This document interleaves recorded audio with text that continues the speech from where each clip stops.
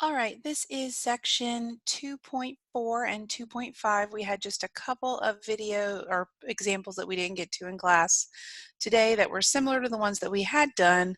So I wanted to go through those in a video for you. So this one specifically is section 2.4. We're looking at the quotient rule because we have a numerator and a denominator and we're trying to find the equation of the line of a tangent. Today we talked about if that's the directions you're given, you need to do three things. You need to find the derivative of the function. You need to evaluate that function at the specific point that they've indicated, and then you need to write the equation of the line using point slope, and then we usually solve it for y equals mx plus b at that point. So we need to first take this derivative, and notice that this is a numerator and a denominator, so I'm going to consider those as separate functions. So we're going to write that f of x, which is the numerator, is the function 3x minus 2. And g of x is the bottom function, which is x plus 1. To do the quotient rule, you need to take the derivative of both of these, and then we'll follow our quotient rule pattern. So f prime here is the derivative of this function, so that would just be 3. And then the derivative of just 1x would just be 1, and of course the derivative of a constant is 0 for both of those. So now we follow our pattern for how do we take y prime. Well, what we learned is that it is the derivative of the numerator times the denominator. That is our first part, so 3 times x plus 1 minus the original function on top, that's the numerator, times the derivative of the denominator. And it doesn't matter if you write 3x minus 2 times 1 or 1 times 3x minus 2. They just have to be grouped together. And then that is all over the denominator squared, which is x plus 1 squared. So we want to simplify this, so we'll distribute on top. So that's 3x plus 3. Make sure you distribute this negative. So this will be minus 3x plus 2 all over x plus 1 squared. And then this 3x and negative 3x cancel, so we get 5 over x plus 1 squared. So that's my derivative, that's y prime. Now I want to apply the fact that I want this, remember this formula stands for the slope of any tangent line at specific points on this graph. So if we want to evaluate this, since everything on the right side is in terms of x, we're going to be doing y prime of 4, which is our x coordinate, is 5 over 4 plus 1 squared, which would be 5 over 5 squared, which is 5 over 25, or just 1/5 if we reduce it. So that is going to be the slope of the tangent line at x equals 4 to my function f of x, or y here I should say. And then we want to do our point slope formula. So this would be y minus 2, because that's our y value, equals 1/5 x minus 4. This gets us the equation of the tangent line at that specific point to our function y. And then this would be 1/5 x minus 4/5. And then we would want to add the 2 over, which if you add 2 over, you're going to be adding it as a common denominator, which would be plus 10 over 5, because that reduces to 2. So my equation is 1/5 x plus, let me make sure I didn't miswrite anything. Yes, because this will be 10 over 5. And that gives me 6/5 there for that piece. Yes. So y equals 1/5 x plus 6/5. Okay, let's move on to the next one, number 5. Same idea, find the equation of the tangent line. This time though, they didn't give us the full ordered pair, so when we get to that step, we will have to fix that problem. We will have to figure out what the y coordinate is to do our point slope. So let's do this one in a different color. And let's first start off with, I'm going to name the top function h of x, since they've already used f of x, and the bottom function g of x. So h of x is x squared minus 4. And again, we're using the quotient rule since our function is a quotient. And we have 2x plus 5. So h prime of x is 2x, and g prime of x is 2. Then we would use our formula, so f prime of x is the derivative of the top, or numerator, times the bottom function. So 2x times 2x plus 5 minus the top function, or numerator, times the derivative of the denominator. So it's going to be 2 times x squared minus 4 all over the bottom function squared. So that's our denominator squared. We'll work out the top by distributing. So this is 4x squared plus 10x minus 2x squared plus 8 all over 2x plus 5 squared. Combine like terms, we get 2x squared plus 10x plus 8 all over 2x plus 5 squared.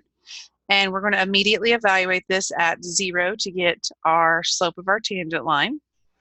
So that makes this 2 times 0 squared plus 10 times 0 plus 8 over 2 times 0 plus 5 squared.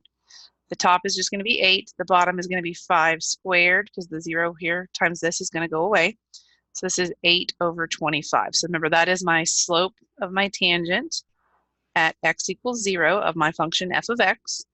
And because we need an ordered pair, we're going to have to plug 0 back into the original function. To find ordered pairs for a function, you always go back to the original function. So we have to plug 0 in. So this is 0 squared minus 4 over 2 times 0 plus 5. That's going to be a negative 4 over a 5. So this is really the ordered pair 0, negative 4 fifths. Even though they didn't give that to us, we can still find it. So now we do y minus negative 4 fifths. So that's going to be plus 4 fifths equals 8 over 25 times x minus 0. And we'll distribute. So that's going to be y plus 4 fifths equals 8 over 25x, and that'll still be 0 because it's times that.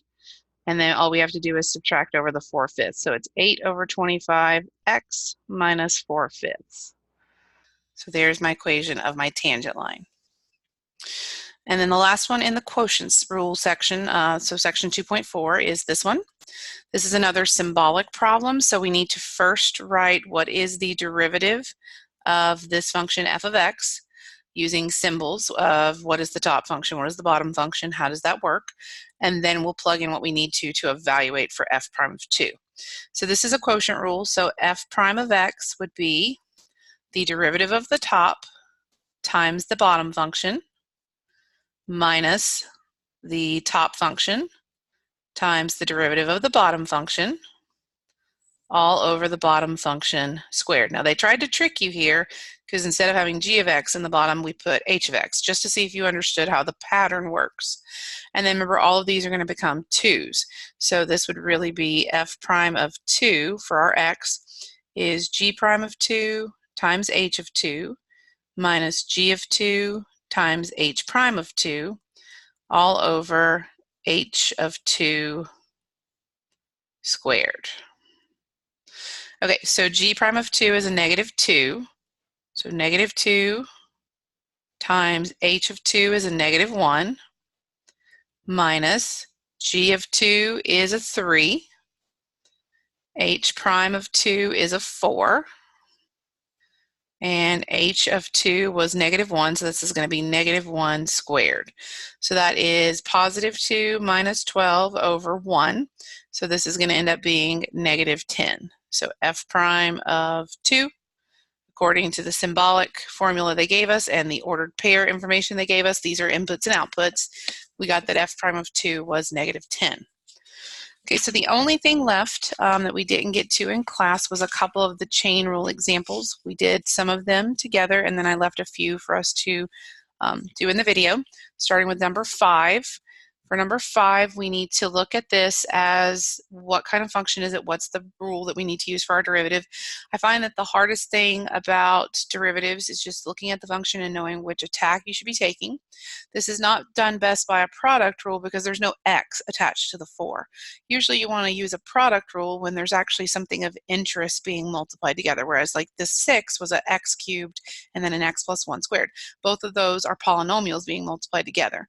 If I just have a constant involved, I try not to use the product or quotient rules.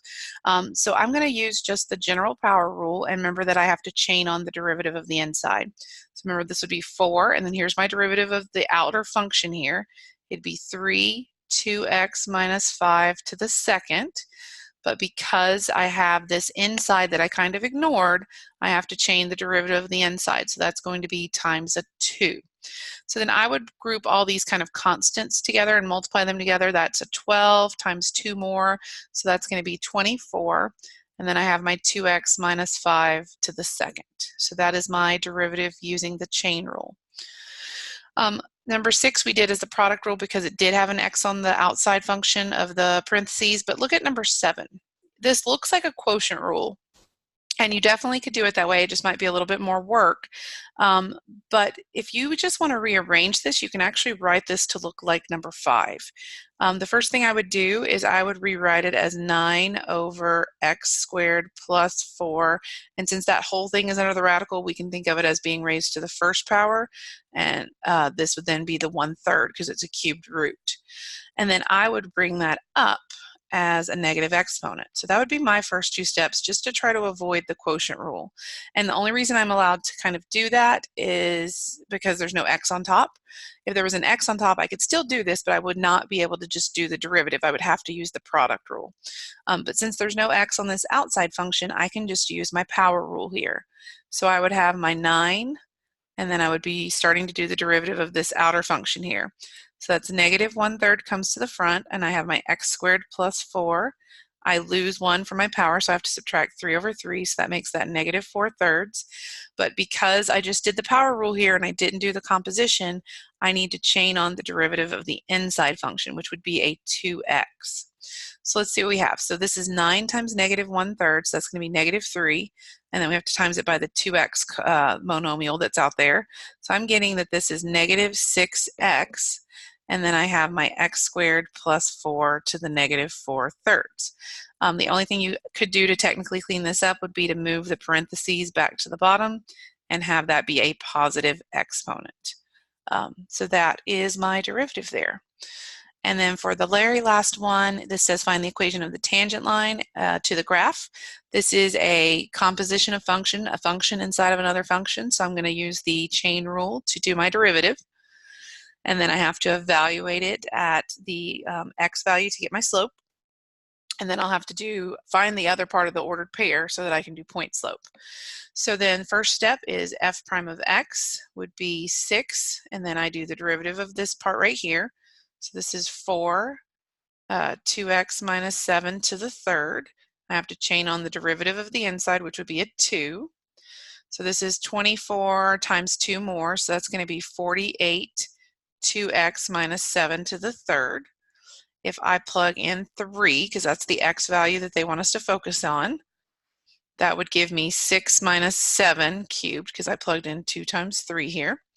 So that's going to be 48 times negative 1 cubed, which is 48 times negative 1, or negative 48. So remember, this is my slope of my tangent line at x equals 3 for f of x.